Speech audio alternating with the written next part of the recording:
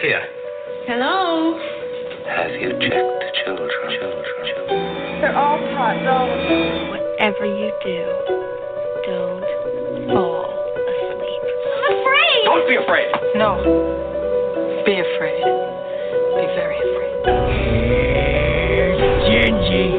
Pain has a face. Allow me to show it to you. Gentlemen, I am pain. I met this 6-year-old child with this blank, pale, emotionless face. The blackest eyes. The devil's eyes. You think that when you die, you go to heaven. You come to us. Hi, I'm Chucky. Wanna play? I think it's trouble. Julie, this guy, if he can't take a joke, he stinks. When there's no more room in hell, the dead will walk here.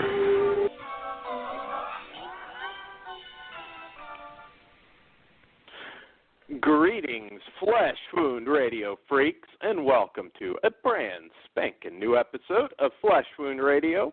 I am Daniel Shine, joined, as always, by the 10th wonder of the world, Todd Loya. Todd, how goes your day? All goes well. How about yourself? It's going good. Giving you the Andre treatment. Well, China was the last one, so they're both dead. That may not be a good thing, Todd. Never mind. I take that back, Todd. We want you around, so no 10th wonder of the world. Okay. But nevertheless, how goes it, Todd? Same. Still all well. How about yourself? I mean, you're putting us in a good. loop. Now we're doing the same thing again. You're Yeah, good. it's kinda Pugs isn't shitty. on, so Pugs has got that death curse, but he's not on tonight, so you're good. So what is new with you? Well, same old thing. We're just watching stuff for reviews, getting hard. Yes. Same old routine. It's a pretty fucked up week this week for movies, and no Flash After Dark. It's just a fucked up week for movies.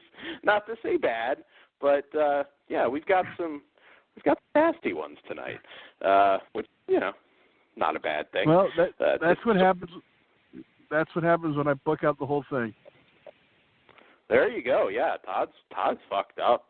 You'll see by the end of the show. I mean, this is a Todd show tonight, man. Big time Todd show. Yeah, with Return to Swamp Thing in there, it definitely is. Hey, something for the kids when you're done watching Doll Syndrome of Devil's Weekend. You mean you're not, Todd, you're not going to sit down and watch, well, I'm not going to talk too much because there is one tonight. Holy fucking shit. It took a little bit of work to get through that bad boy, but we'll get into that. It's been a pretty good week. We've got another episode tomorrow of Squared Circle Society, so wrestling fans will want to tune into that. That's going to be a ton of fun. And I do want to thank people over Memorial Day who ordered from the Flesh Wound Dan eBay store. I really appreciate it. One of my better weeks, and it is most appreciated. There are some new items up and going up. And, other than that, it's been a pretty good weekend. If we're pimping out stuff like that, then... Well, yes. Pimp away, Todd. Pimping ain't easy, Todd. Damn straight.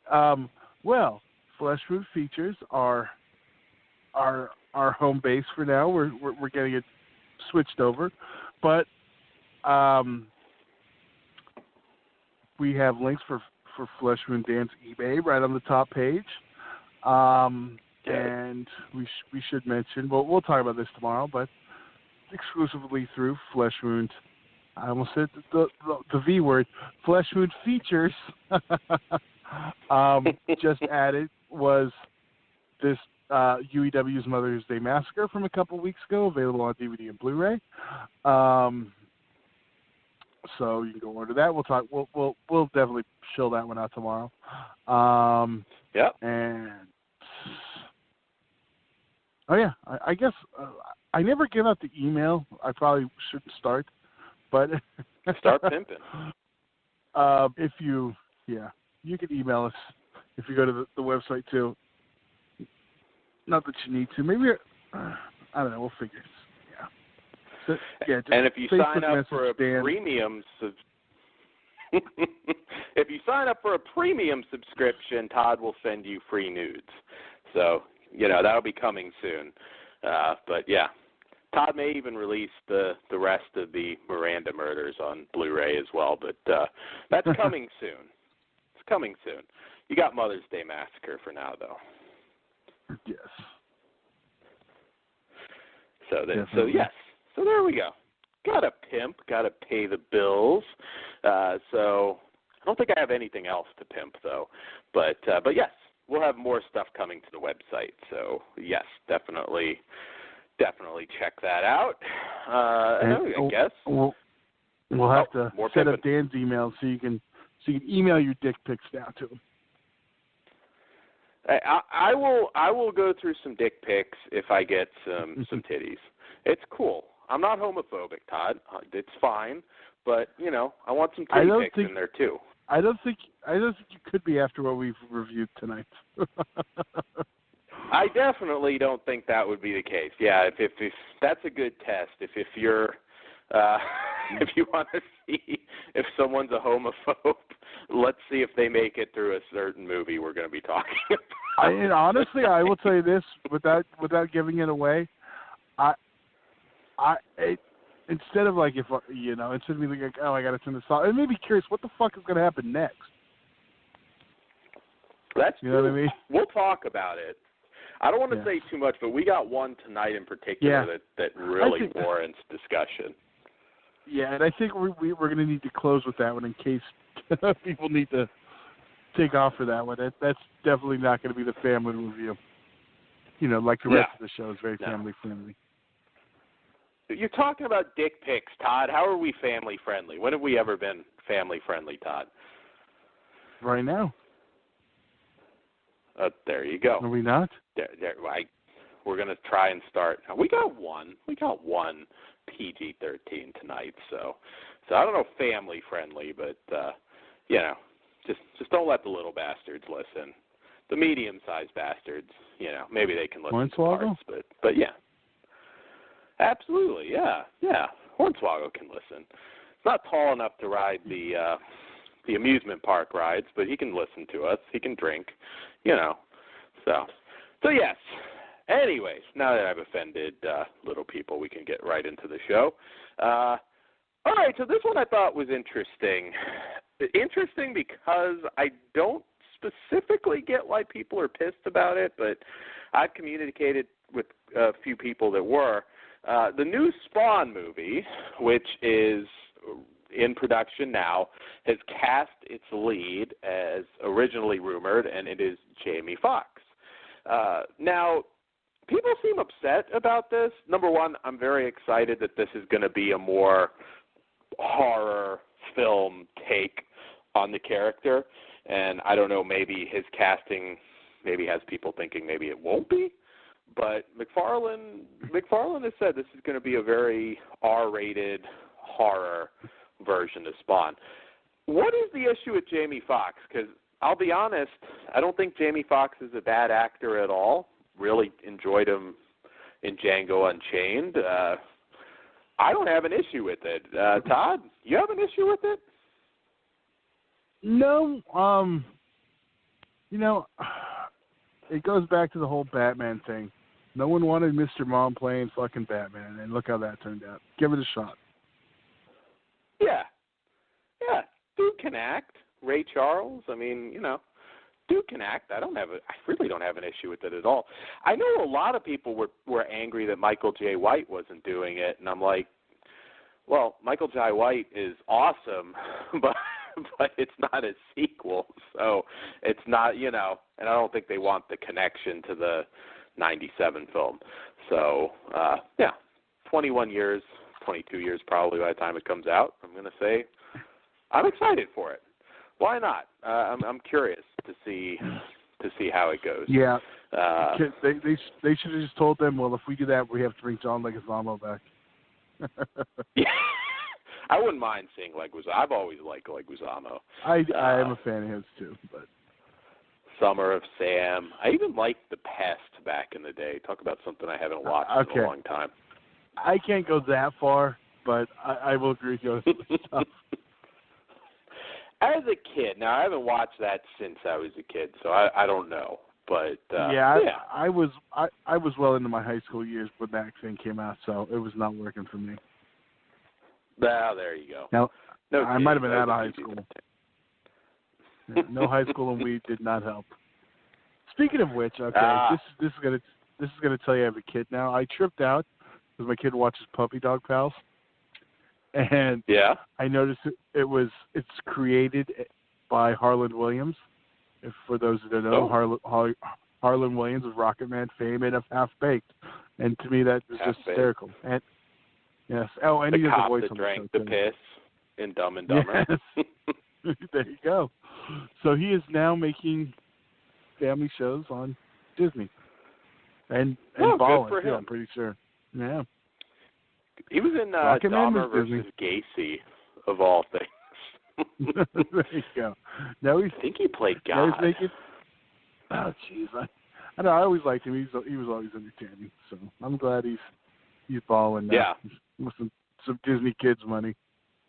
Well, that makes sense why he's not doing a whole lot movie-wise. He's paying them bills. Right. Disney money. Hey, don't knock it. Hey, Disney money's nothing to. I'm sure he's living quite comfortably. Right. All right. In stupid fucking news, apparently.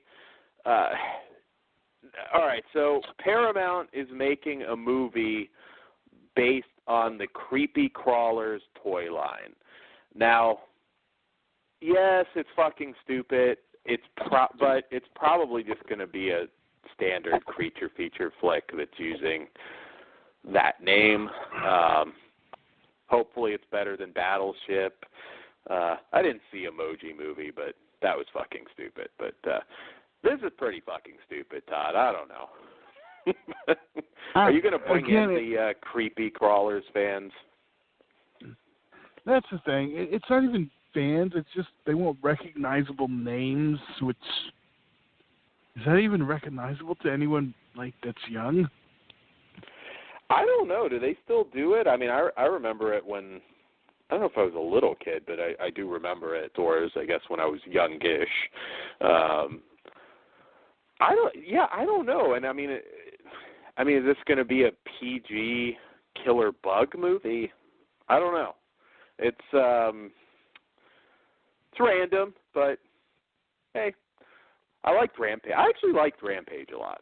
I actually thought that was a fun movie. That was pretty much exactly what I expected it to be. So who knows? Maybe Creepy Crawlers will end up being something worthwhile. Ironically, though, there is a film called Creepy Crawlers with Dean Stockwell, kind of actually a CGI light made for disc creature feature that came out 12, 15 years ago, something like that. So it's not the first one, but first one based on the game. So our last bit of news, which is quite huge, is apparently Andrew Lincoln is leaving Walking Dead next season. I guess 6 episodes, he's going to do. People are freaking out about this. I'll be honest, are you caught up on Fear the Walking Dead? We're not going to do spoilers or anything. I am not. You're not? Okay. Fear the Walking Dead, I think, has gotten fucking awesome. And if Walking Dead's going to end sometime soon, at least at the moment, I kind of am quite content with them passing the torch. Is this the end of the world? I mean, I kind of feel like maybe they end the Negan storyline. He goes and they do the same thing as Fear the Walking Dead and kind of reboot it. Not reboot it completely, but fresher storylines. Right. You pissed, Todd? No, I'm not. I'll be honest. It is what it is now. It's not the must-see TV it was a year ago.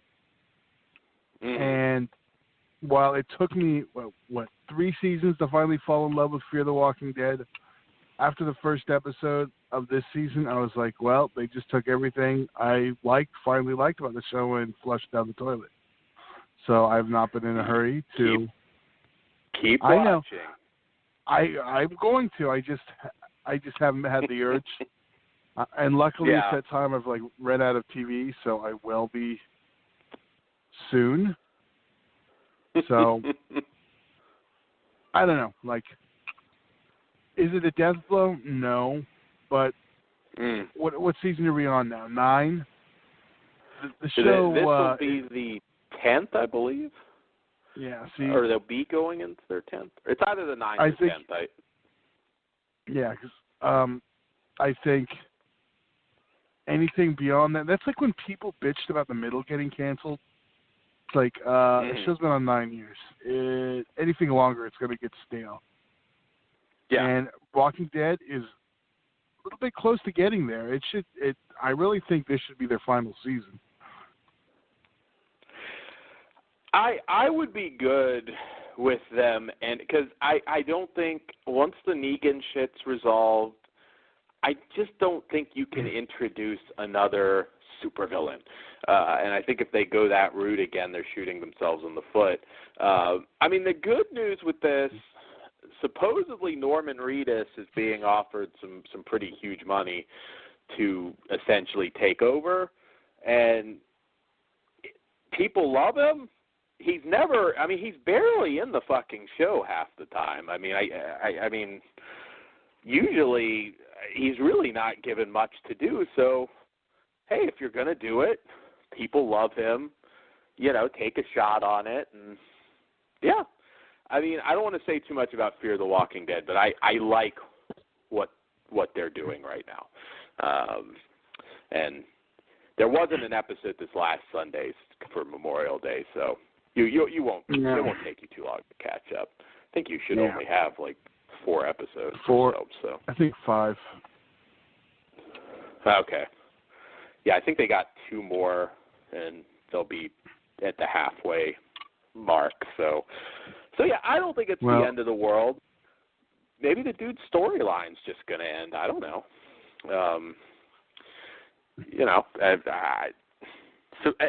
Maybe it changes too. I don't know if this is 100% because supposedly Lauren Cohan for a while wasn't going to be coming back. So we'll see. Maybe he's holding out for more money. You never know. He might just be holding out for new money, or he just wants to shave. But anyways, yes, that's what's lighting the horror community on fire right now. I thought you were going to close with the Swamp Thing details. I was actually going to save that since we're reviewing Return. Okay.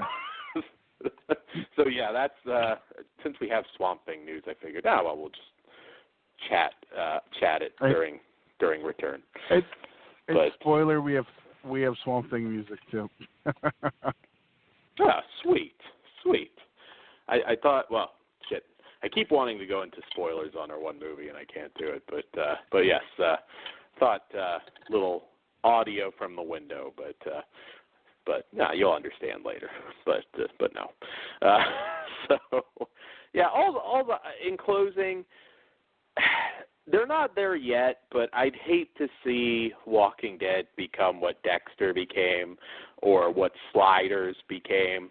I would prefer they go out on top. They do have a new showrunner, so everybody should, go into the next season with an open mind and see what they're planning to do. I hope they go a similar route to Fear and really just make it a completely different show with maybe a few familiar faces, but just branch out and be brave. So anyways, with that being said, we might as well get on with the show. Todd, well, fuck it, Todd. You want to do Return first? Since we already set that one up. Well, then we might as well talk the news and go straight into it. Go for it, Todd. People are tired of listening to me. You get in there, Todd, and show them that sexy voice, Todd. Well, there's some casting breakdown for the new Swamp Thing series that will be heading to the DC streaming service, DC Universe, and we have Abby Arcane. The live-action version is a 30-something intelligent woman who is a bit of a lone wolf. She works for the Center for Disease Control, who ends up assigning her to investigate the Huma Fly, which happens to be in her hometown. Abby's tragic past consists of losing her mother when she was only 8 years old, and in turn ended up making her move between multiple foster families. Once she was done in high school, she left Huma to pursue her dream of developing a medical career. When she left her hometown, Abby left things on an awkward note with her high school ex-boyfriend, Matt, who is now a cop. When she befriends Alec Holland, who works as a researcher for the Sunderland Corporation, it starts on a good note between them. However, their efforts of investigating the Huma Fly in the swamp is not appreciated by the townspeople. All right, and then we have Alec Holland. Alec is a 30-something wise man with a hot temper and a big passion for his work as a researcher for the Sunderland Corporation. The company is seemingly building a hospital in Huma when Abby Arcane returns to town to investigate the Huma Fly. Alec forms an instant bond with her as he discovers that they are very similar people, both being incredibly invested in science and not caring too much about having a love life. Alex discovers there is a connection between the Huma Fly and the swamp, which is making the people in town hostile with him as well. Despite the bad attitude he gets from the citizens, Alec is determined to get to the bottom of this flu. However, things go haywire when Alec is put through an odd transformation in the form of a swamp-like creature with extraordinary abilities. So, those are the character breakdowns. I'm excited. I'll put it this way. I hope they don't puss out. I'm not quite sure how they would with Swamp Thing, but I hope it's not a, what was that? Beastly, was it, or something, where it's like they just took a model and put a few scars on his face or something ridiculous. I don't think they can do that with Swamp Thing, but I hope they get the look right. I really do. Yeah, I'm a little which concerned I don't think, at what it might look like. Yes, and my thing is, it took 2 movies to get the look right last time. Yes, that's true. And I love the way Swamp Thing looked in the last ones. I hope this is pretty dark, because truthfully, the original stories were among the most dark of the time back then. I mean, Swamp Thing's a horror comic. And we should say, this is the second TV series, too. Yes. Of course, Dick Durock. Yes, we had the old show, which I liked a lot. One of the first things, it was on Sci-Fi Channel, right? That's like one of my very early. See, I think it was. Maybe not. I thought it was. I could be wrong. I think it was syndicated. Okay. I know it aired maybe on Sci-Fi later or something. It could have. Yeah, I'm pretty sure the reruns then did. Yeah, I haven't watched it in forever. Kind of wish it was on Blu-ray, but who knows? Well, you never know. We might get with the new one coming. Maybe they'll do a new edition. Scream Factory has it, or they had it. I don't know if they still do. Yeah, Shout Factory. Yes, I don't. Sorry, Shout Factory. It would make sense. I mean, same thing, but. Yes, we would like Scream Factory to do a new edition, but anyways, on Swamp. I'm not holding my breath. You don't think so? it's one of those shows in that era where I'm pretty sure it's finished on video, and that is a big you're problem. Probably right. Yeah, at least we have it on DVD. Did you hear though? I think Sliders is on Blu-ray. Actually, I can't remember what country, but somebody I think has it on Blu-ray. I thought I saw that the other day, so we'll have to look into that because I'd love to own Sliders on Blu-ray, but who knows? Maybe it's a shitty fly-by-night sort of thing. But well, there are yeah. a lot of overseas places doing the SD on BD. There's actually a couple here that are doing it too. I want to say I saw some Cartoon Red that's doing it. But yeah, where they can just get all the episodes of one Blu-ray disc and it's space saver. Yeah, that very well might be what it is. But I thought I did see it pop up the other day. Don't know if it's region free, but anyways, on the Swamp Thing note, there is a new Blu-ray from the MVD Rewind collection of the sequel to the original Wes Craven classic, and this is Return of Swamp Thing. From the back cover, after her mother's mysterious death, Abigail Arcane, played by Heather Locklear, travels to the Florida swamps to confront her resurrected evil stepfather, Dr. Anton Arcane. In an attempt to stave off the effects of aging, Dr. Arcane, assisted by Dr. Lana Zarel, combines genes from various swamp animals and human beings, creating an army of monsters known as the Unmen. When Abby arrives, Dr. Arcane is hell-bent on taking his own stepdaughter's life in the name of science. That is, until she is rescued by Swamp Thing in this must-see sequel to the original cult classic and based on the award-winning DC Comics series.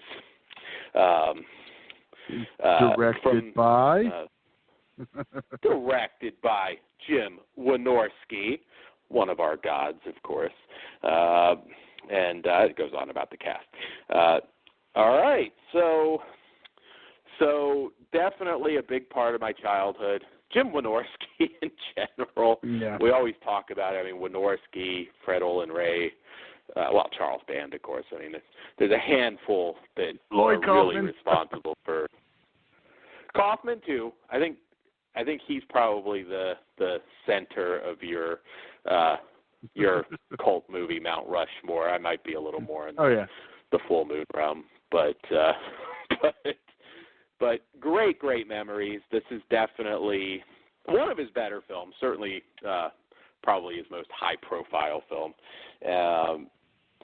So, what did you think, Todd? I mean, you probably you were old enough that you may have seen this upon its initial release. I will tell you the story. Yes, I did. I absolutely did. And it was the first movie that I had to. Oh shit! Well, I'm looking at the day it came out, and it came out May 12th, 1989. So, damn, that's almost 30 years ago this month. You old bastard. It was the first. I know. It was the first movie I had to travel outside of my local multiplex because, it had a full 8 theaters. To go see it, I had to go to, ironically, the one I went to the last couple days or the last few movies I saw was at the same theater. But I had to travel, for being 9. It was not a hop. It wasn't close. But I was able to get Moms to drop me off, and we went and saw Return of Swamp Thing. So that's how much I had seen. Had you seen the original yet? And what did you think? I had. What was your childhood impression? I liked the original one, but it was very obvious from the commercials, which I'm glad they were included, that this was going to be a different film, and it was. Mm-hmm. And it was just a lot more fun. I know it's weird to think the one that's got fucking David Hess and Nicholas Worth is not my favorite of the series. It's because he didn't make Swamp Thing piss in the bog. He doesn't have pants, I guess. Well, we do have the scene with the whores and everyone left alive, or did they? I just watched. I should know. That's true. But I've come to figure out anything I guess the way to get a good DC movie is to cast Sarah Douglas, because you got the original Superman, and then you got this. Yes. Wasn't until Batman, but anyway. This one I've just always. It's just so much fun. It's different than the original one, but it's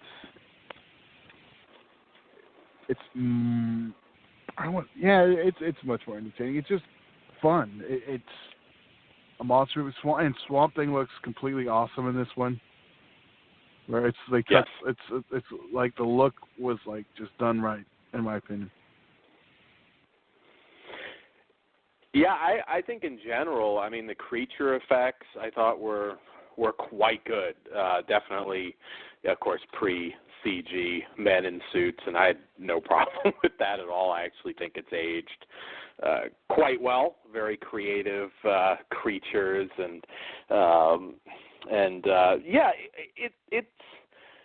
it's one, and this is by no means a shot at it, but it's definitely geared a little more towards kids and just like kind of the innocent fun that superhero movies kind of were at this point. I mean, I know I personally, and I mean, again, I'm not a superhero geek. I don't care as much as many about the Marvel and DC universes, but I do tend to favor the darker shit. But nonetheless, I actually, quite frankly, think this outshines a lot of recent superhero movies. There's just something I agree about it, that from that period where they probably weren't taken as serious by they definitely weren't taken as serious by studios. Check out the Corman Fantastic Four documentary to get a feel for where you were around this time. That was 94. And I actually think this one is pretty close to on par with the first one, which of course was much more serious. Two very different films, but I like it. It's aged very well for me. A lot of action, a lot of explosions. Dick DeRock, I think, was amazing. All that makeup, but he still puts in a great performance with his eyes, and it's definitely a great makeup performance. I really enjoyed the elephant hybrid, the roach man. There were a lot of cool creatures that really captured your imagination in a way that, as much as I don't dislike sci-fi originals, I don't think they quite do for the most part for the new generation. I really liked the addition of the kids, which apparently was not in the original script. Wynorski actually put that into his version. I think that was actually quite fun. I wasn't sure. I hadn't watched this in a little while, I guess, since the DVD came out, and I wasn't too sure how this one would play. I was kind of like, I don't know. Maybe this one will be one of these ones that hasn't aged well, and I might have to be a little unkind to a childhood fave. But no, honestly, I think it's aged quite well. I think I don't think this one gets the credit it deserves. Even Heather Locklear was okay. Not a fan, but she wasn't bad. No, I agree. And you were talking earlier about the studios not giving these kind of films respect about it and all that. 100% true. Like I mentioned, I had to go out of my normal theater to see it because it wasn't playing that many places. It has an estimated $4 million budget, and the U.S. gross is listed as just under $200,000. Yeah. Yeah, I was curious if you did see it because I do remember hearing that this one, it barely had a theatrical run. So. Yeah, I was lucky. Apparently I was lucky, but yeah, the first two movies I remember having to travel for was this one, was Return to Swamp Thing, then a couple years later to go see CB4. Because I had to see that also. Of course. God, that's another blast from the past. Chris Rock's first movie, I believe. Yes. No, second movie. First or was leading. it his first? It's his first leading role, but I mean he was in I'm Gonna Get You Sucker. He had a few other roles. Definitely his first leading role. There you go. So yeah, quite frankly, I think it's held up. Quite well, and I mean, is it a little campy? Sure, but not as much as its reputation. I mean, it's fun, it's light. I mean, there's nothing particularly fucked up except it's kind of implied Swamp Thing has mind sex with Heather Locklear, but that was just the old Vulcan mind meld. I might have gone a little more graphic with that, but it's PG-13. What are you going to do? But yeah, Louise Jordan was good. I know we'll get into some of the extras talk, but I know he was kind of an asshole, kind of an old-time Hollywood dude that I think was too good in his own mind to be making this movie. Without giving everything away, I like the Octopussy quip that. Oh God, that was funny. I wish I could have been in the fucking room to see that reaction. But yeah, we'll get into that. And it's ironic because '89 was a big one because that's when Tim Burton's Batman debuted. After this, I believe. Well, no, I know because I think that was definitely something. And I'll tell you this: that was my very first midnight movie. I saw it, but I can't remember it. I was a little too young. I was a little kid. But I do remember. I saw that. I would have been in D.C. at that point, and I remember my dad and my brother at the time saying that was like my older brother that was the most crowded movie that they had ever been to at that point. I mean, there were people lining the streets. There were people dressed up. That was like a huge, huge deal back in '89. Which is kind of interesting that we didn't get like a massive, in comparison to what X-Men ended up launching, a massive superhero boom. We really didn't. You kind of look. There's not a. I mean, you had the Guyver and some stuff like that, but you really didn't get like a huge superhero boom, presumably because the technology wasn't there yet for a lot of them. But yes, so movie-wise, for me with this one, it'll make you feel like a kid again. I mean, it's a lot of fun. I mean, it's a 4 out of 5 for me, movie-wise, and we'll get into the extras. What say you, Todd?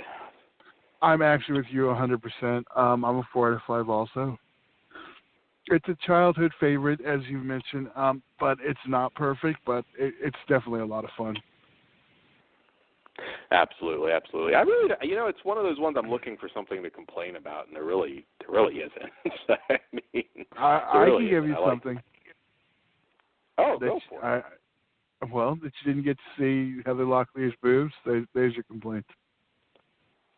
Yeah, but if it is going to be, I mean that's true, but it's PG-13. But we did, we saw Barbo's titties, and that was PG. We did. Well, no. See, that's where the misconception comes. I'm going to clear that up. It is only in the international version. It's never been in the PG version. That's why that first disc was recalled. But it was out there for a little bit, Todd. So, but no. But that wasn't the PG version. That was a mislabeled international cut. It was not. Those titties were not in the PG version. So so the titties canceled it out. But yeah, it was a mistake, but it was out there. And I'm just saying, I want Barbo's boobs in a version as well. I will buy it again. And Scream Factory did they didn't fuck that one up. That was actually a pretty good release. But I will buy it again. No, I know. Strictly. And that was for Barbo's titties. They should be on the cover. It should be like reverse art, and you flip it around, and Swamp Thing's motorboating Barbo's titties. That's a contractual thing that they can't sell that version in the U.S. That's why the accidental release they pulled because that's why Yeah. Scream Factory couldn't use it. And you said it is I'm assuming in an international Blu-ray?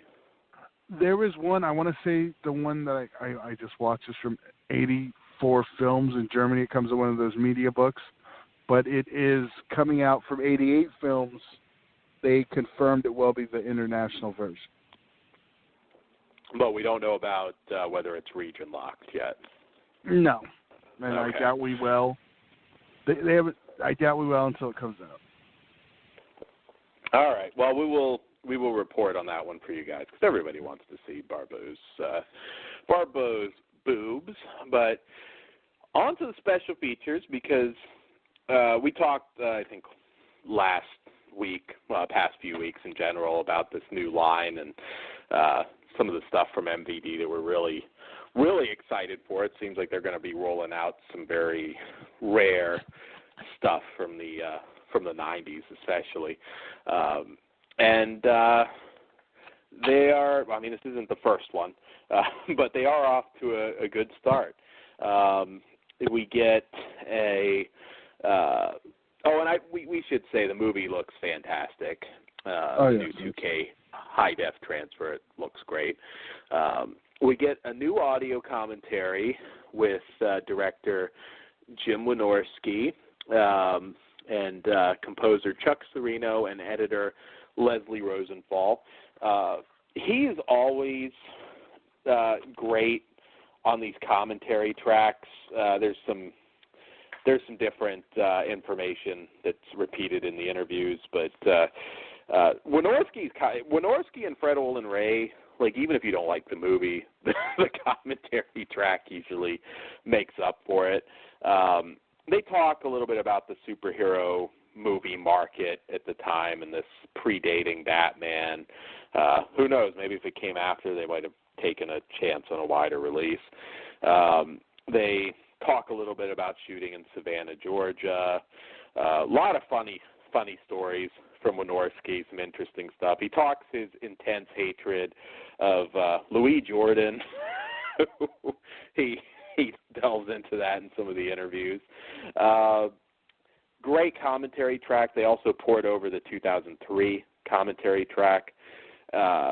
We also get an interview with Jim Wynorski. He talks a little bit about having directed or produced now 169 different films, which is insane.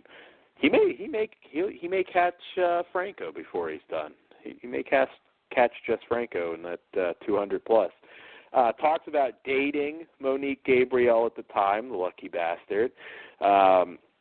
He talks, actually this is quite interesting, he talks a little bit about the early almost casting decisions, which included Tanya Roberts and Tracy Lords, he considered, who had just made Not of This Earth with him. That would have been interesting. I liked Locklear. I probably would have preferred Tracy Lords, but I did enjoy Locklear. No, but see, then the problem with that is as soon as we have that, we're going to have a Sharkansas issue. Oh, well, that's true. we're gonna expect boobs because you got her, you got Monique Gabriel. Yeah, we're gonna be disappointed if we don't get boobs. She kind of stopped. She really kind of shied away from nudity. Well, no, she technically retired on Not of This Earth. Yes. Well, she did, I believe, once or twice. Now, I think there might have been a body double at one point, but she did. I want to say she might have done it a couple times later. Nothing too perverted. I'll have to double check. We will consult with Mr. Skin. Yeah. But I think she did eventually. You know I'm already on this, so I'm already doing it. There you go. Yeah, I believe she did. Now, one might have been a body double, but, yeah. I mean, she never went the easy, soft core route, so, kudos to her for making a career not doing the easy thing. So what's you said that, Todd? What's the word?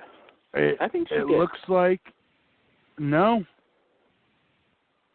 Nope, Not of This Earth is the only one that has Newt. Newt C. Really? died. Okay, I thought she. Wait. What's this one? No. That was it. There is the breast. Extramarital with Jeff Fahey. Yep, that is okay. So she's only gone back on her word once. Booyah. No, because there you go. I was like, I'm pretty sure she did. That's the one. Nothing perverted. It's not a softcore porn or anything. Just kind of a lighter erotic thriller. But I was like, she did it later. But that was probably like 10 years or so after this. So 10 or 12 years. So anyways, he also talks about considering Elizabeth Shue, who, of course, really started to explode around this time.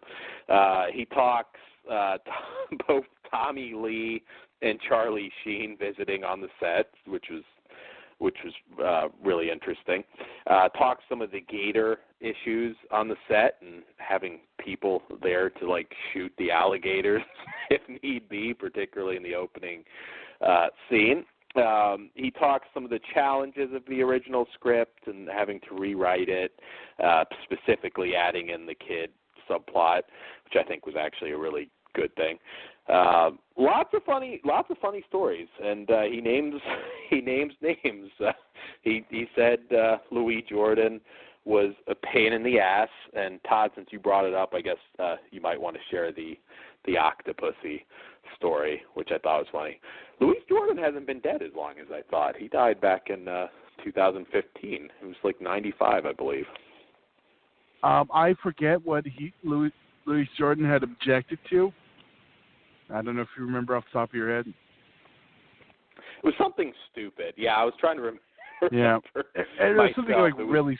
He thought something was code for titties or something, and it might have even been. It might have been. Yeah, and Warnowski's response was basically, "What you just said, Octopussy?"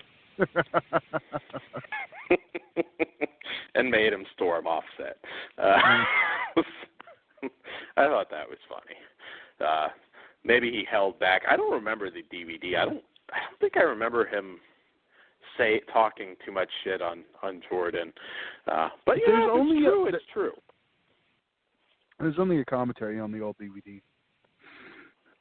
Yeah, and I don't know. He might have referenced it vaguely, but he would have still been alive at that point. So yeah, great interview. Always fun listening to him.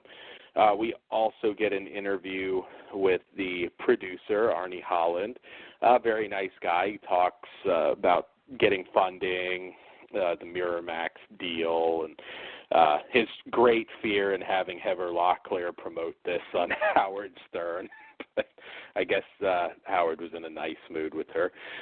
He talks, which is really, really funny because all they had to do was mention his name for a laugh. And they talk about fighting with Harvey Weinstein, Todd's Messiah, over the poster art, which Harvey wanted a cartoon poster, which pissed off Locklear's manager. I don't think Locklear has accused him of rape, though, as of now, but you never know. Well, you have to remember, she was back with Tommy Lee then, so, and honestly, I think that's the reason. That's true. I think that's the reason Howard went easy on her. Tommy Lee comes and knocks Harvey Weinstein and Howard Stern out with his dick. It could have happened. So, yeah, there you go. You don't want to be fucked with, I guess you date Tommy Lee.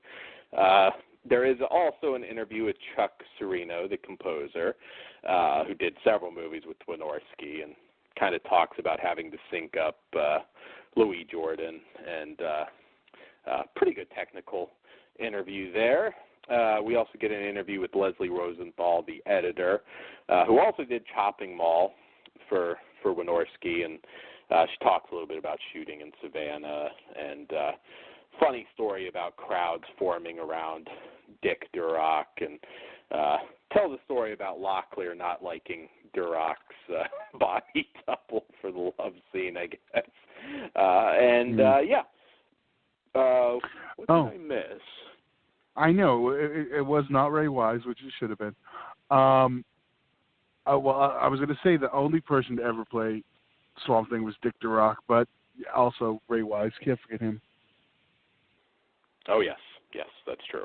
But, I mean, but throughout I'll just stick with the Swamp Thing.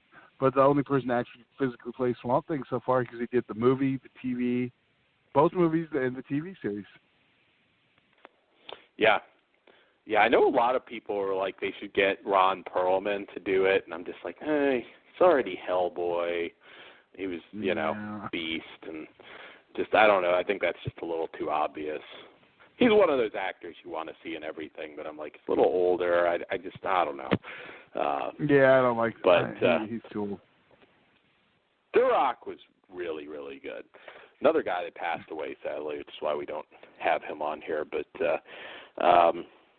and there, what did we miss? Promotional clips, TV spots, the Greenpeace public service announcements, which were funny, and this is pretty stacked. Honestly, we didn't get Locklear. There might have been a few little interviews they possibly could have gotten, but overall, it's a fantastic presentation, and I give it a 4.5 on the extras. Yeah. I'm with you on that. There could be a little more. I'm a 4.5 also, but it's definitely overall package. It's great, and they've been MVD has been doing good work with these releases, and I recommend it. Absolutely, absolutely. I even have Crazy 6 pre-ordered, which is kind of insane since that movie's terrible. Which one? Crazy 6. Yes. The Ice-T. Although it's one of the better, I guess, of that line, but it's not very good. But I'm looking forward to a lot of the stuff that they have coming. Blast, Angel Town, some nice retro action stuff that, like I always say, 90s. There's a lot of surprisingly excellent action sci-fi stuff from that era that really, really warrants releases. So I'm glad to see MVD tackling some of that. All right, so that's Return of Swamp Thing. Hopefully, the new Swamp Thing will live up to it. I thought there might have been a movie that they were working on too, which will be interesting, but I don't know where that stands right now. Are you thinking of the Man-Thing movie? Are they making a new one of those? The last thing I heard about Man-Thing was, and again, coming off of The Mummy, I know this is like a fucking potentially terrible idea, but they were talking about doing a Marvel horror universe, and I think they specifically mentioned Man-Thing. But I don't know. I could see DC doing it they're trying to catch Marvel so bad, but we'll see. Anyways, all right. So we saved the one movie that's not absolutely fucking depraved, and we did it first. To varying degrees, all the rest of them are pretty fucking depraved.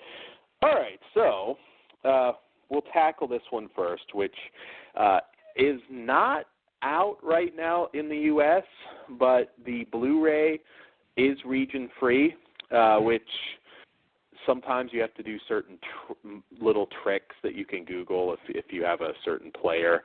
I did. Actually, Todd helped me out last night. Had a new Blu-ray player to make to work out. But this one is region-free. So I just always throw that out there because I know there's some region-free that you have to do the stop and pop-up menu trick. But those won't be referred to as region-free because they're technically not. Okay. Yeah, this one was.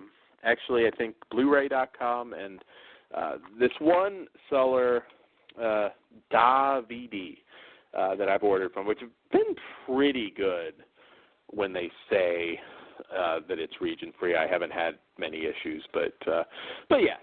I know on IMDb, I want to say this, you can find it under Death House or something, and it's like a different looking poster, or Dead House. I'll have to double check that. But so I have a feeling this will be coming out soon. But as of now, it is available on an Australian Blu-ray that most of you should be able to watch. So from the back cover, in their secluded woodland home, a medical researcher and his family are attacked by a trio of homicidal maniacs. Drunk on power, high on rage, these murderous psychopaths initiate a savage game of cat and mouse with the terrified family, torturing them both mentally and physically. Pushed to a breaking point, forced into a corner, the scientist does the unthinkable to save his loved ones. He unleashes experiments he keeps in the basement, reanimated corpses with a taste for blood. Suddenly the hunters become the prey, but will the creatures stop there, or has the man sentenced his family to a fate far worse than death?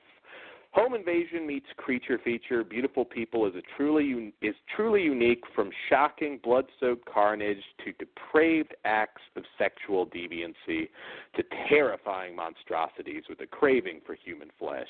This film has so many unexpected twists and turns, you'll never know what's coming next until it's too late. Okay, so this was one I was really looking forward to. I'm big. It doesn't always work, but I am a big fan of the, From Dusk Till Dawn is probably the most well-known example of a movie sort of starting out as one thing and then doing a complete 180. From Dusk Till Dawn does that quite well. It works very well as a crime flick, and it turns into a very good vampire flick. So I was really excited about this one. I think the idea of... I want to throw out another one because it always gets overlooked.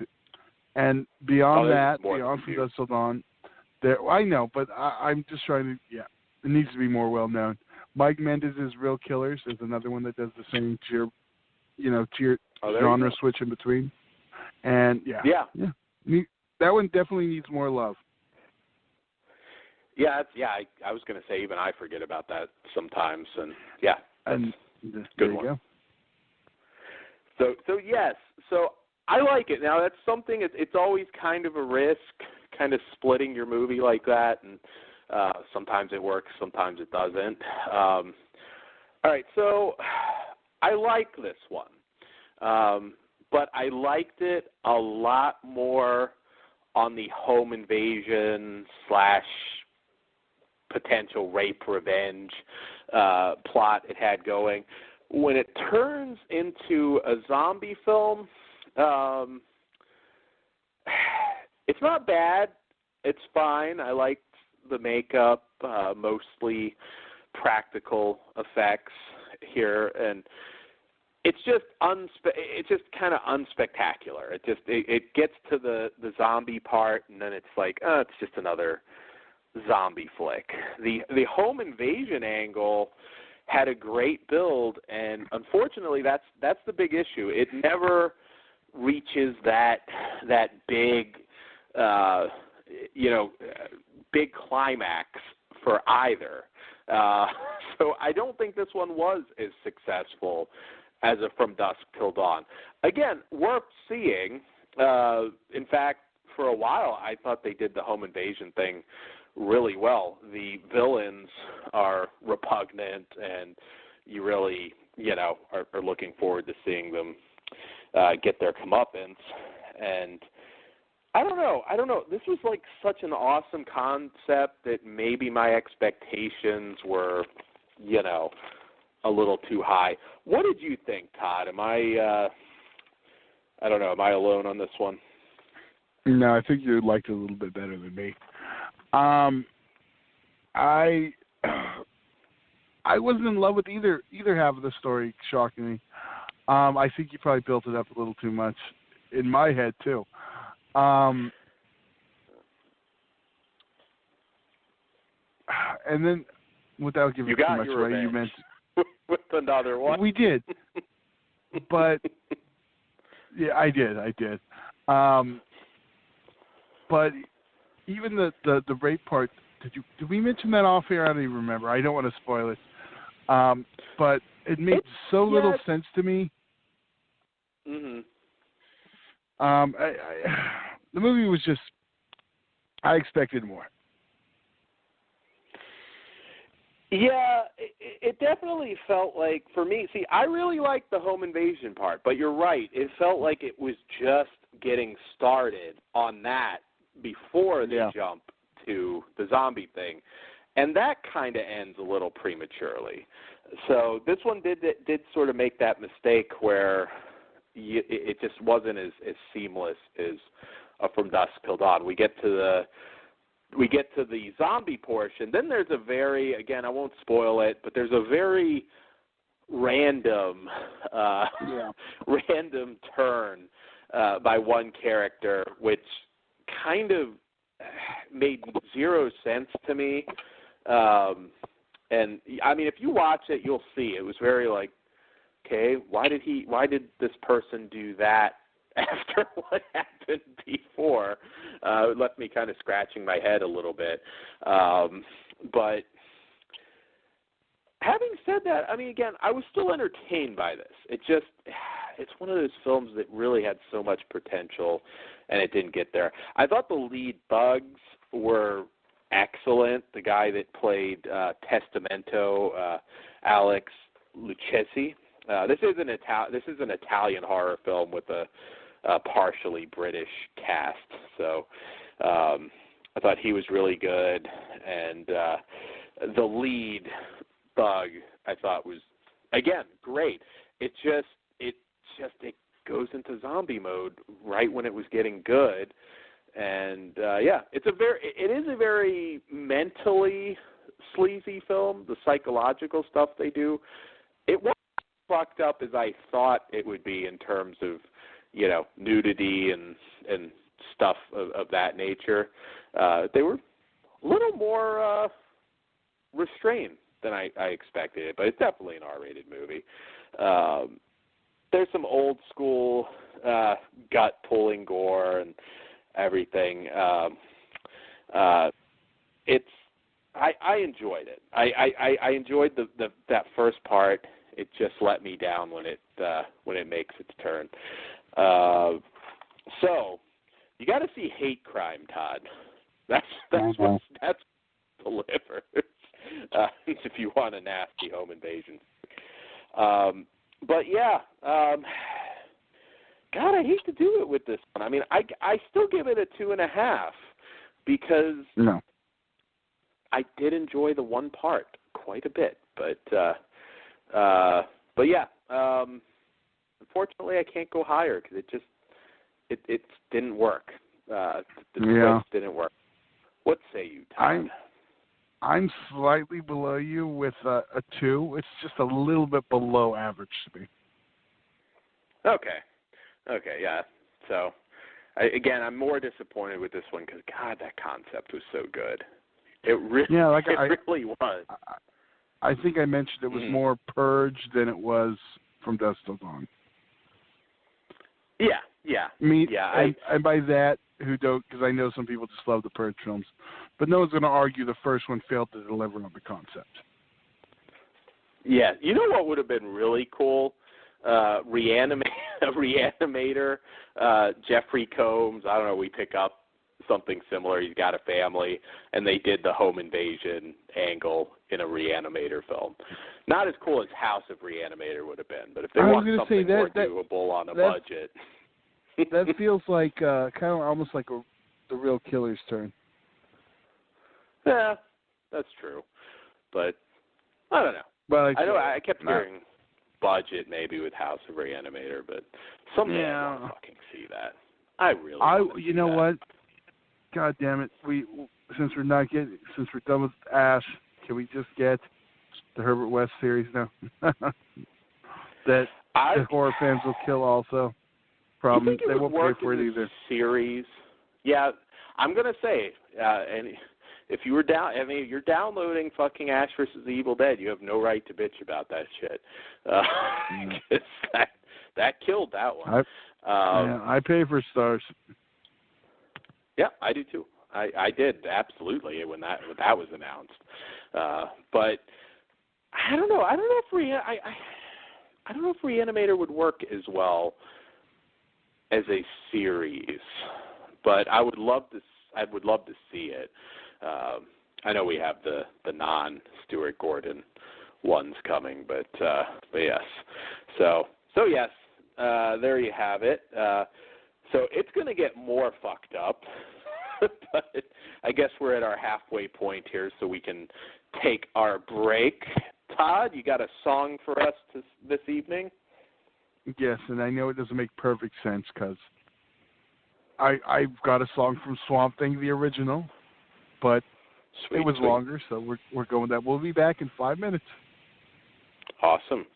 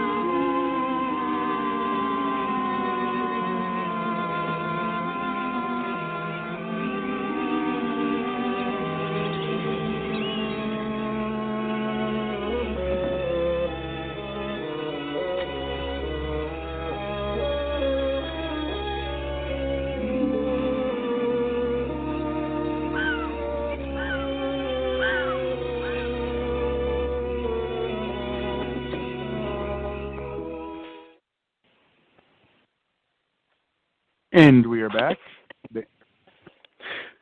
We are back. You hear me okay, Todd? I'm on a new system tonight. What, Dan? You hear me okay? I'm just fucking with you. I sensed that was fucking with me, but I had to check. I figured, nonetheless. So, yes, there you go. The original, but nonetheless makes sense tonight. I do want to go back and rewatch the original again. I think I've been holding off just because of the boob thing, but what are you going to do? So anyways, moving on with our next film, Revenge, which is a film that's getting a ton of good buzz. We'll see if we agree. And this is a French horror film from director Coralie Fargeat. Probably saying that wrong, but nonetheless, I did my best. So this one follows three middle-aged CEOs who are all married and get together for their annual hunting game in a desert canyon. It's a way for them to let off steam and affirm their manhood with guns. But this time, one of them has come along with his young mistress, a sexy Lolita who quickly arouses the interest of the two others. Things get out of hand. Left for dead in the middle of this arid hell, the young woman comes back to life and the hunting game turns into a ruthless manhunt. Okay, so French horror, it's not something that comes in great abundance, but when it does come, more often than not, it tends to be really fucking good.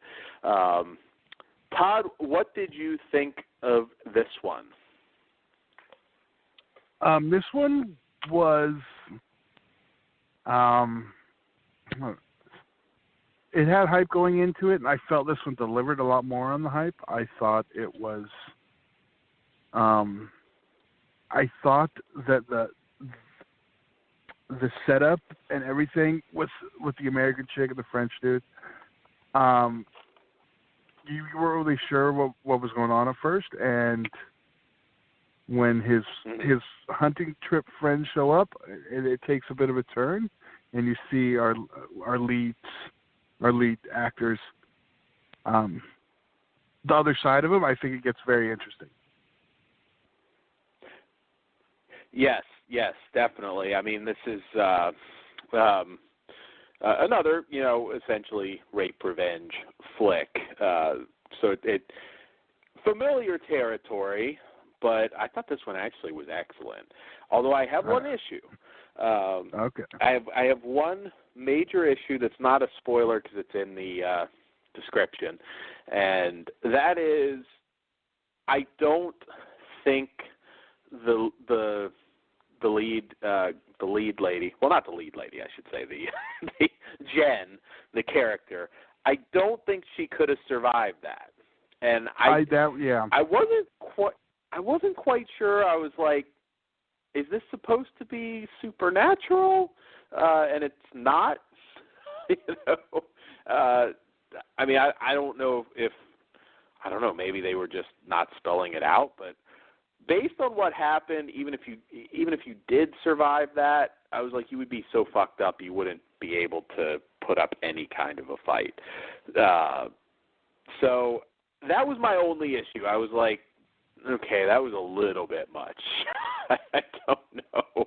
And I thought this was going to turn into like a supernatural being sort of thing, and it's not. This movie's technically, grounded in reality, and that's my one beef.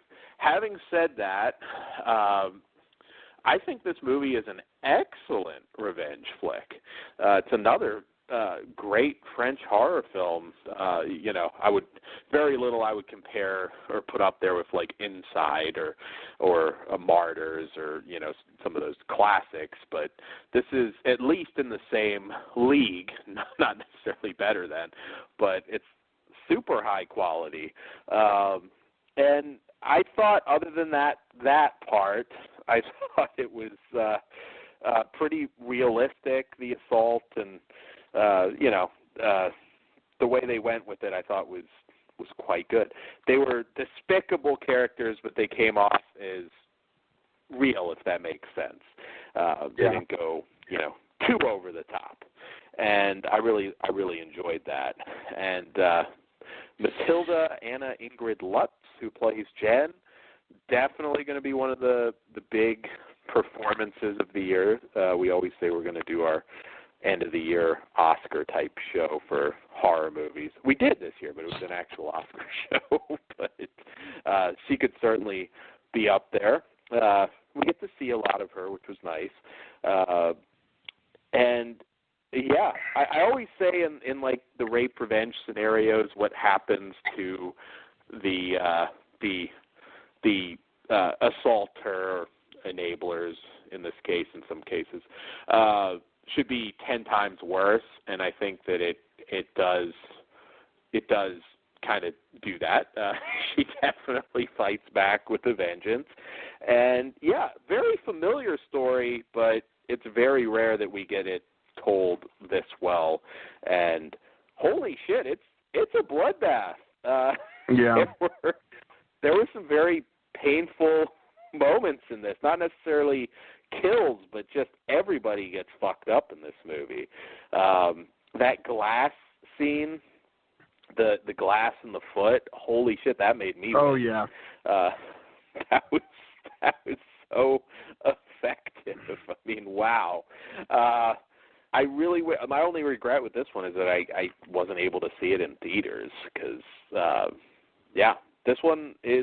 this one more than lived up to the hype for me. It's funny. I found out the day after I had watched the VOD that it was actually in my new art house cinema, not far away. Oh, damn, that sucks. Yeah. I should say this is subtitled, but I wouldn't let that scare you away. Because it's not a super dialogue heavy film, but yeah, I this one, like I said, familiar territory, but awesome. If it, like I say, just that one thing, I was just like, oh, that was just a little too high, for me to believe that there'd be any walking away from that. But other than that, this movie kicked my ass. I mean, this one had me glued to my seat. The suspenseful, action-packed, gory as hell, and realistic at times. I mean, it's gore that will make you wince.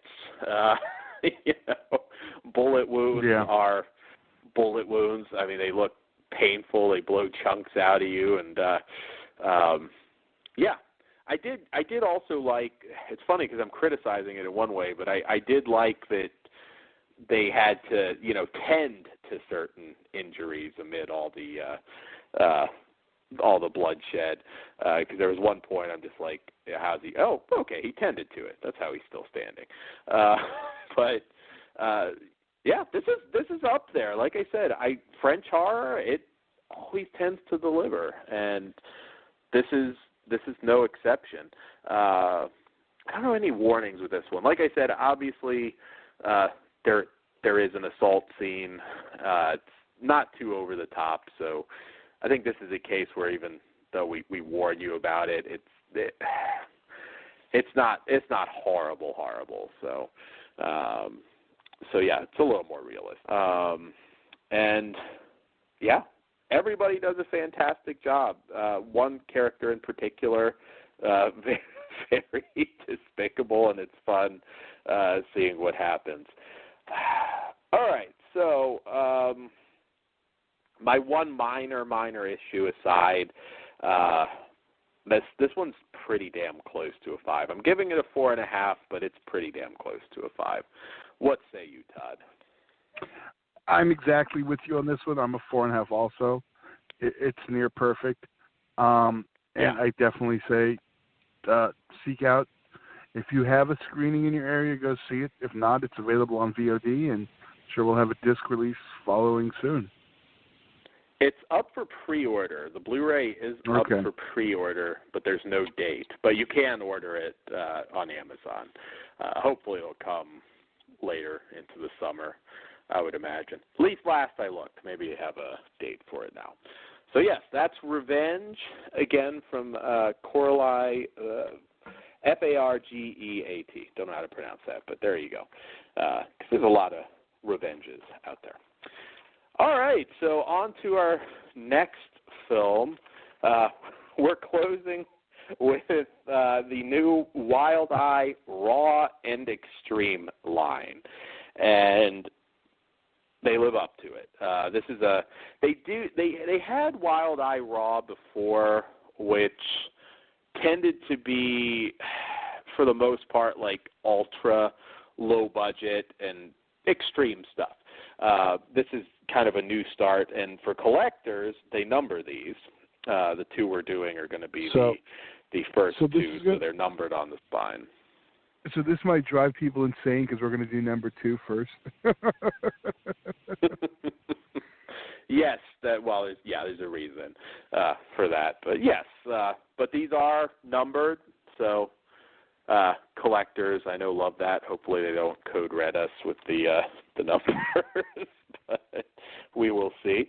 So the first one is another French horror film, and it is called Devil's Weekend, which you may have seen. I think, Todd, you said something that this is overseas as making of. Yes. Just as an FYI. 2 Fs, okay. So, yes, this is out here in the U.S. as Devil's Weekend on DVD.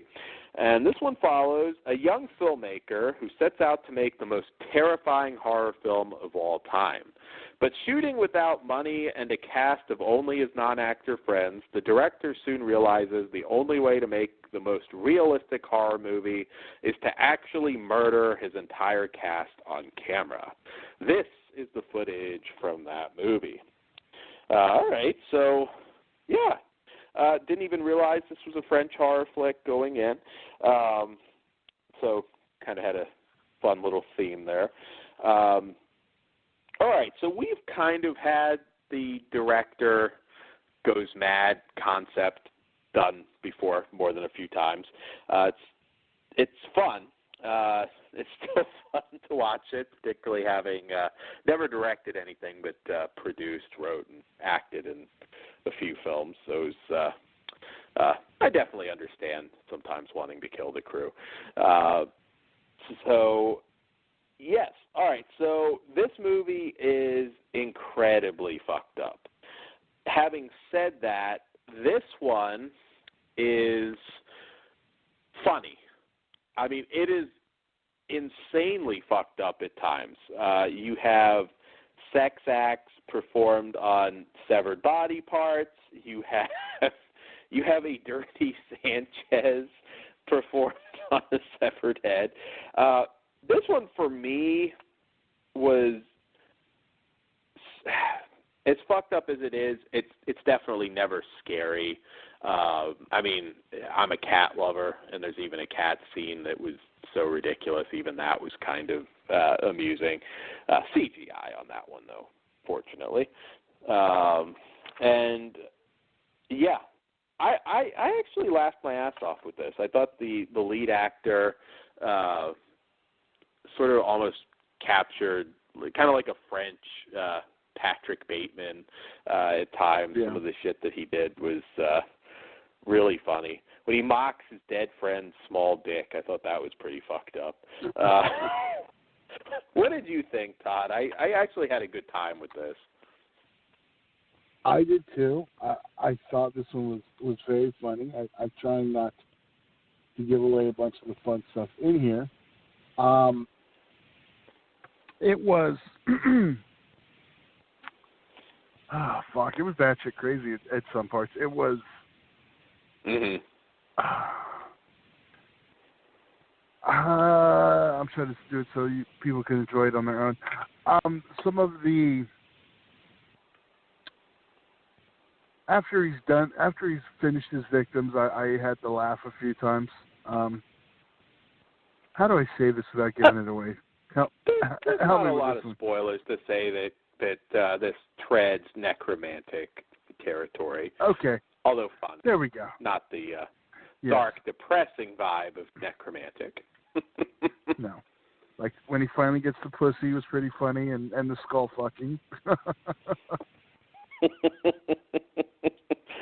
Yeah, some might look at this movie as trying a little too hard, but it worked for me. It was Yeah. I mean, it was gross, some of the intestine stuff, and Yeah. but the comedic timing was really good. I again, not to give it away, but when he forgot about somebody, let's just say, I thought that was actually how quick it was. It was just like wham. I thought that was amusing. Even the end credits, which there is an end credits, made me laugh. I enjoyed this. I was surprised because when it opened, I was kind of like, I've seen this before. This is going to be pretty standard. All right, I'm going to murder the cat. We just saw it with director's cut, basically, too. Yeah, we did. And this one's a lot more fucked up than director's cut. So you might want to double it, but maybe close on director's cut. But like I said, this one about as fucked up as they come. But it's just this one. If you're a gore hound, you're gonna just have a good time with most of it. You don't get to know the friends that well. This is definitely a one-man show, and Olivier Barreau, who plays Cedric, the director, the name of the actual director.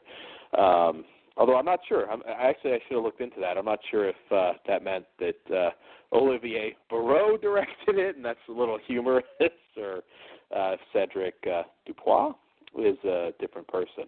But nonetheless, great performance. This is this guy's movie, and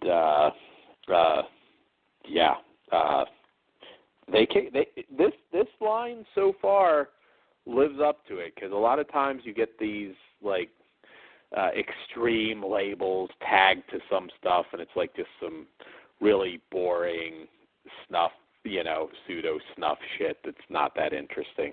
But yeah, I enjoyed this one. Just don't watch it around any friends with any kind of taste, because this is definitely tasteless. But I mean that in the best possible way. Only minor criticism I'll have is there are a few moments of CG, but they're not, the way it was shot, it wasn't distracting. It wasn't bad CG, so I really didn't have an issue. And, of course, it's mixed in with some old school gut ripping and whatnot. So you get your fix. All right, so obviously we're rating these on a slightly different scale, but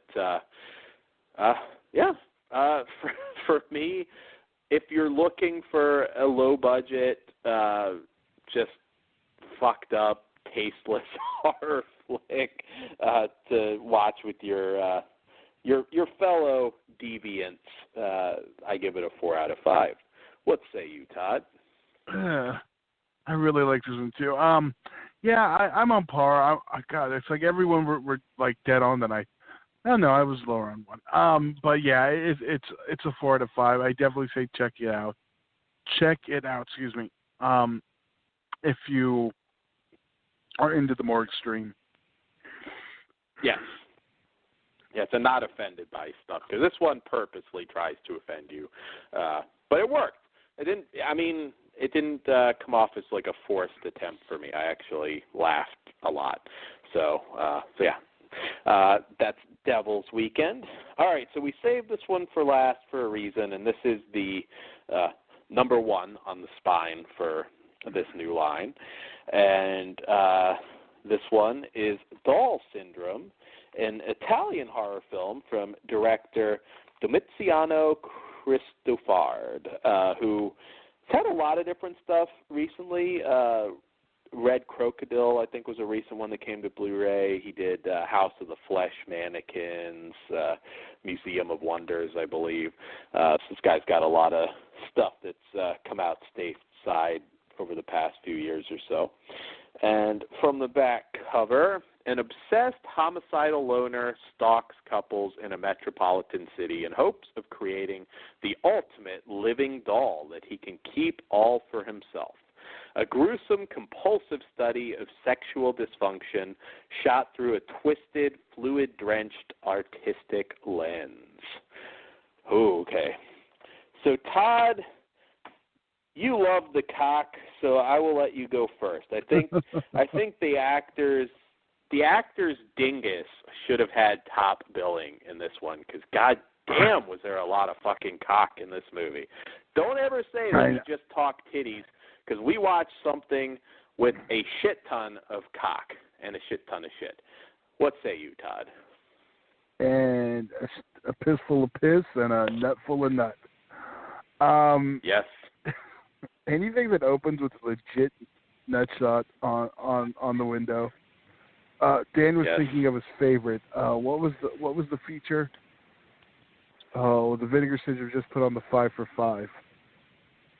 There's a lot of legit cum shots in in the Vinegar Syndrome catalog. No, I'm talking the one where the nut shot on the window of the car. Oh, fuck. But I know that's always your favorite. Fuck. Yeah, now it's gonna drive me nuts. Right, exactly. I know. If it pops in your head, say it. Yes, I'm just gonna call this movie from now on is the Dan Syndrome.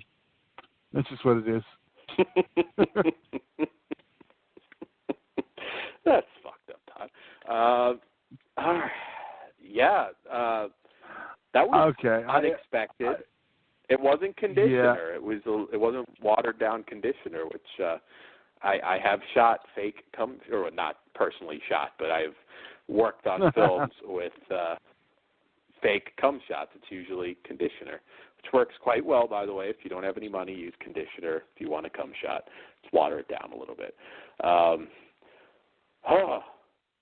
Todd, do you want to talk more, or do I have to be tagged in? Because this is going to be a complex review. Yeah, I'm trying not to do spoilers right away. Go, jump in. All right, Todd making the hot tag. All right, so this one is firmly in the art house realm. Yes. You spend a lot of time with this guy, too much time, I would say, although ironically enough, considering I'm going to talk a little shit, it's not an entirely bad review.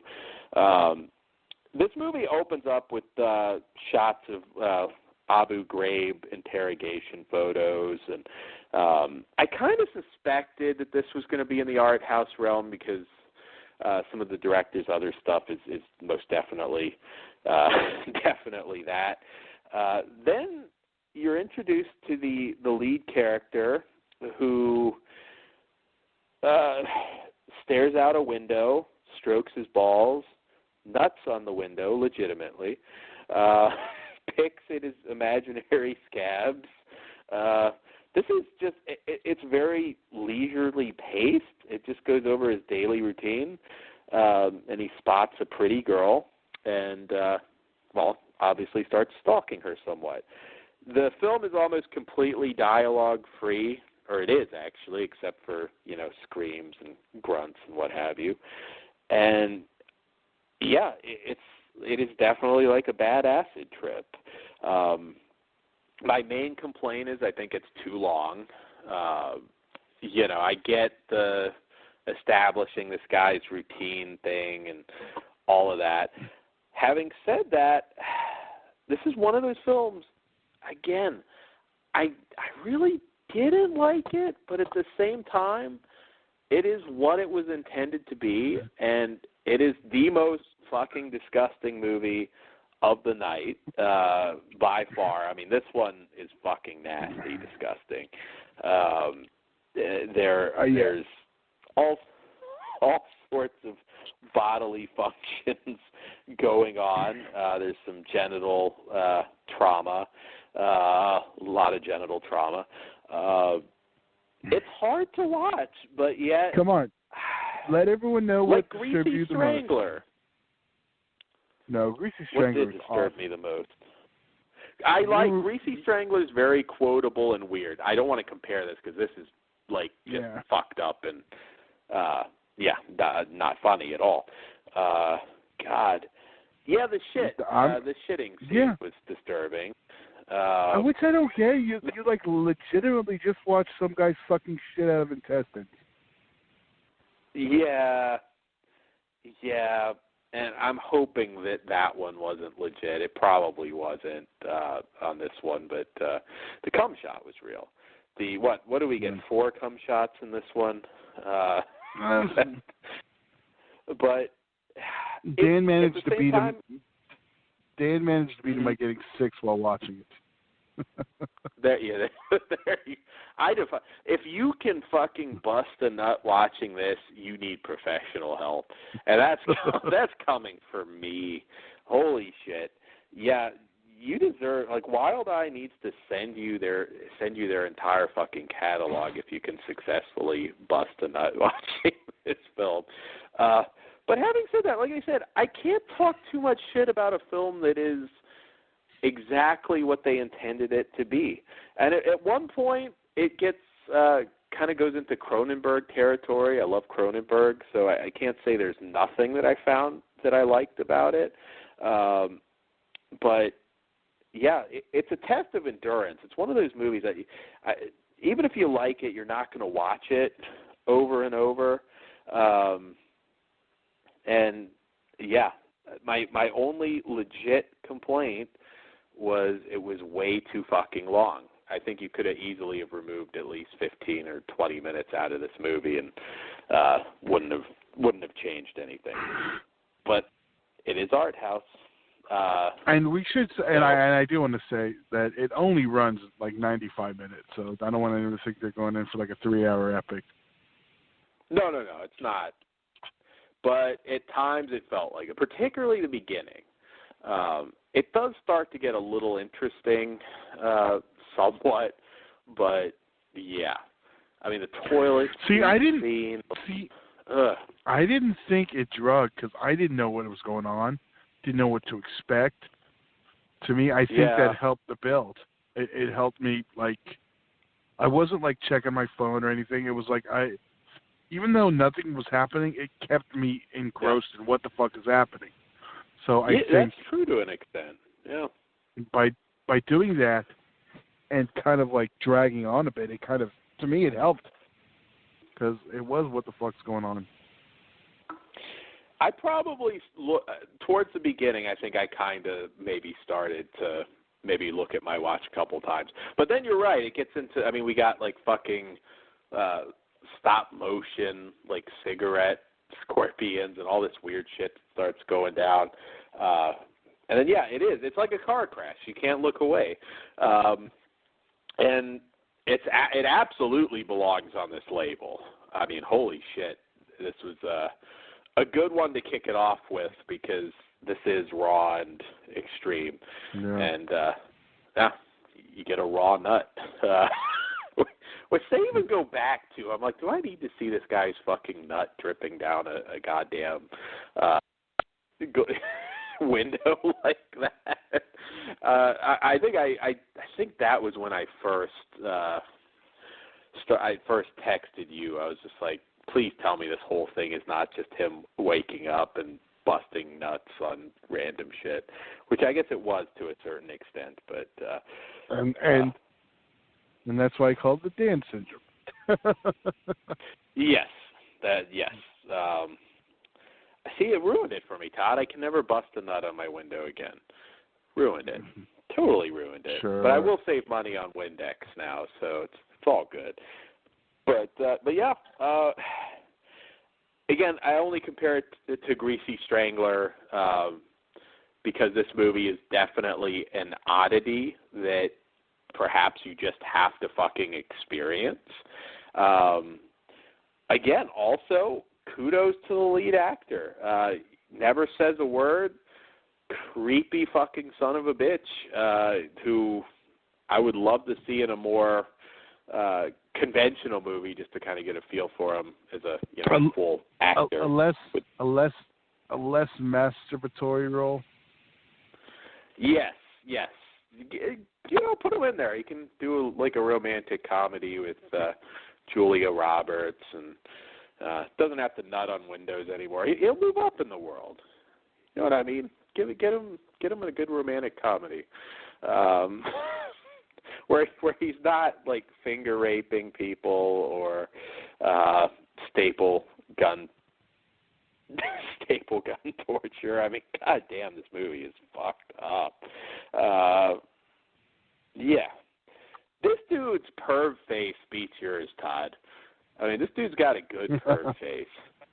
Need to do a side by side, because I think this guy beats you. This is one creepy dude. So yeah, I mean, this was going to be our most complex review. It really is, because did I like this movie? Not really, but I couldn't look away. I probably did once or twice. I saw more. What your friend Todd said that I think he had the same idea. About 25% legit. This dude is free balling it on screen. At least 25%. That dude was fucking his dick was just on screen way too much for me. Yeah. At least 25%. I'm not being funny, but I'd say at least 25% of this movie, the dude's dingus is right there. I hope they don't have a 3D version of this one. You found the 3D movie. I will pass one. There you go, Todd, the 3D guy, gonna pass. Doesn't want to see the jizz shooting at his face. In his real life. I'm lying. I'd watch. But oh god, even the blow up sex doll scene. I mean, at that point, I probably couldn't look away. I mean, it was just wow. This is fucked up. So if you want to just have your friends over and just fucking gross them out and just what the fuck. This is what the fuck movie night. Todd, I'm going to make the hot tag to you and let you rate this one first, because I'll be honest, I just don't know how. I really don't know how. Yeah, that's the thing. It's a hard one, and it's one I won't recommend to everyone, but it's one. No, definitely not. But it almost feels like this should be this generation's Faces of Death. This is your endurance test to see what you can handle on film. And that alone, I mean, it's hard giving it a number. Do I think you should seek this out and see it for yourself? Absolutely. I'm going to give it a 4. I am. I'm going to give it a 4 because I liked it. It's weird as fuck. I don't know if I'm ever going to need to watch it again, but it's never going to leave my brain, and I want other people to experience it too. There you go. Todd's, so you can direct your angry message to Todd. Todd might be pissed at this one. There you go. Plug. Go for it. Todd at fleshfoodpictures.com. There you go. Yeah, Doll Syndrome, man. Didn't really like it, but it was fascinating at times, and it is one of the more disgusting movies you will ever watch. I mean, I'm going to give it a 3. I just can't go that higher for me personally, but yeah, I guess for a lot of you, you're going to kind of have to see it if you like extreme movies, so good luck with that. Don't have a heavy meal on your stomach. So there you go. Doll Syndrome, there you go. We have some more Wild Eye stuff coming, and I know there is some more coming from this label that actually looks quite interesting, so stay tuned for that. All right, so we wrapped a little bit early. We will be back tomorrow at 11 p.m. Eastern for Squared Circle Society, discussing all the latest goings-on in the wrestling world. We don't do that here anymore. So you're going to have to, if you want to hear us talk wrestling, you're going to have to go to Squared Circle Society. We had an awesome debut episode, and tomorrow should be a lot of fun. Yeah. You should have made them watch Doll Syndrome. You should have. Well, Kyle and now I I know. have to see that now. If I had to suffer through that, everybody has to suffer through it. That I definitely see. You said suffer. I recommend it. We're different on this one. It's fascinating, but yeah, you do suffer a little bit, dude. I don't like. You seeing, did. I'm not even gonna lie. Genitals. So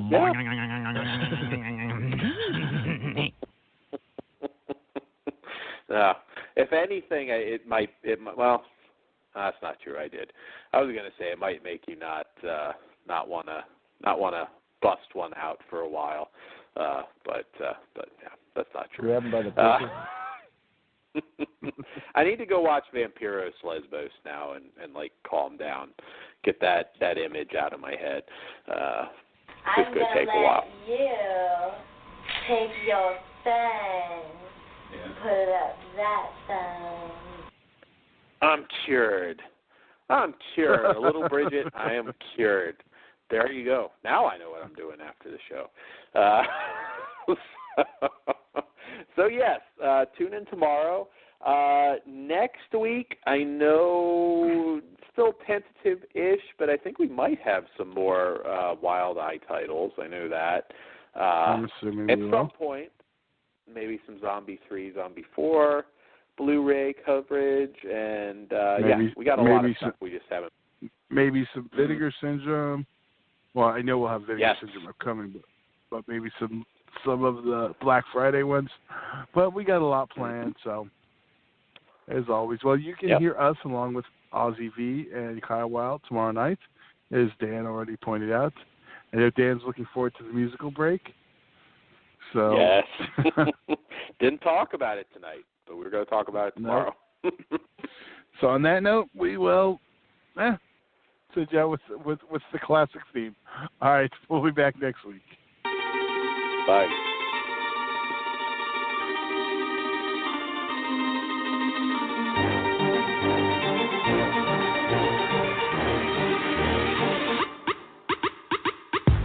You're soft, you're sloppy. They calling me Poppy. I'm rolling in bands, you riding around and I beat up July. Hey, don't. Pros wanna copy, but they are just not always. I'm up in the club, stacking them ducks and stuck in a lobby. I'm hot like sauce. You soft like Balsa. You ain't heard of me? Well, you probably are. Nice to meet you. So good to see you. Bros wanna act hard, they need to take it easy. You soft.